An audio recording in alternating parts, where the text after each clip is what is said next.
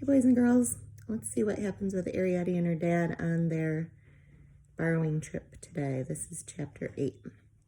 The step was warm but very steep. If I got down onto the path, Ariadne thought, I might not get up again. So for some moments she sat quietly. After a while she noticed the shoe scraper. Ariadne called Pod softly, "Where have you got to?" "I just climbed down the shoe scraper," she called back. He came along and looked down at her from the top of the step. "That's all right," he said after a moment's stare, "but never climb down anything that isn't fixed like. Supposing one of them came along and moved the shoe scraper, where would you be then? How would you get up again?" "It's heavy to move," said Ariadne. "Maybe," said Pod, "but it's movable. See what I mean? There's rules, my lass, and you've got to learn." "This path," Ariadne said, "goes round the house, and the bank does too." "Well," said Pod, "what of it?" Ariadne rubbed one red kid shoe on a rounded stone. "It's my grating," she explained. "I was thinking that my grating must be round the corner. My grating looks out onto this bank." "Your grating," exclaimed Pod. "Since when has it been your grating?" And there she is on the shoe scraper.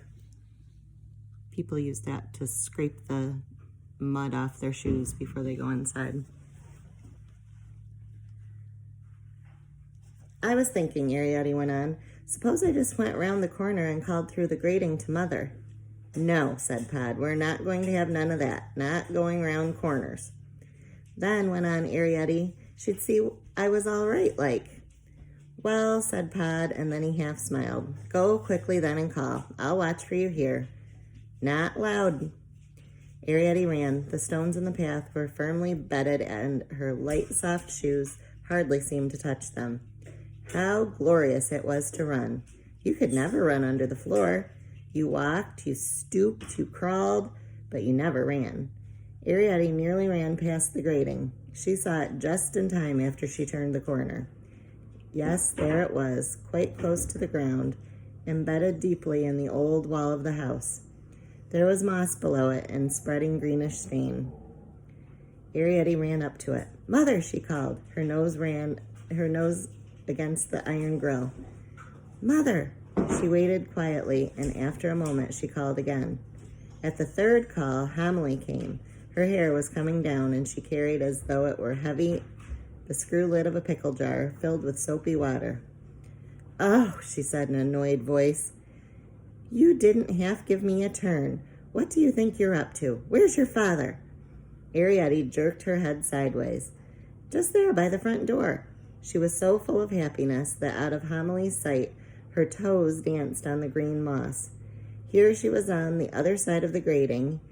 Here she was, at last, on the outside, looking in. "Yes," said Homily. "They opened that door like that the first day of spring. Well," she went on briskly, "you run back to your father and tell him if the morning room door happens to be open that I wouldn't say no to a bit of red blotting paper. Mind, out of my way now, while I go throw the water." "That's what grows the moss," thought Ariadne as she sped back to her father. All the water we empty through the grating." Pod looked relieved when he saw her, but frowned at the message. "How'd she expect me to climb that desk without me pin? Blotting paper's a curtain and chair job, and she should know it. Come on now, up with you." "Let me stay down," pleaded Ariadne, "just a little bit longer, just till you finish. They're all out, except her." "Mother said so." "She'd say anything," grumbled Pod, "when she wants something quick. How does she know? She won't take it into her head to get out of that bed of hers and come downstairs with a stick. How does she know Mrs. Driver ain't stayed home today with a headache? How does she know the boy still ain't here?" "What boy?" asked Ariadne. Pod looked embarrassed. "What boy?" he repeated vaguely, and then went on.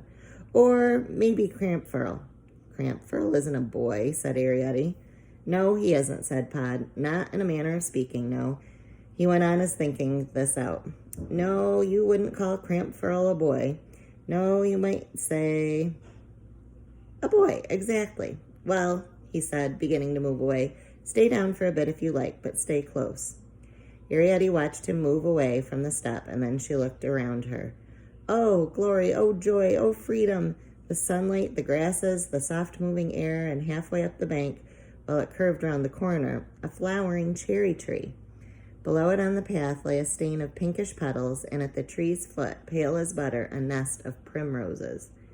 Arrietty threw a cautious glance through the front doorstep, and then, light and dancy in her soft red shoes, she ran toward the petals. They were curved like shells, and she rocked as she touched them.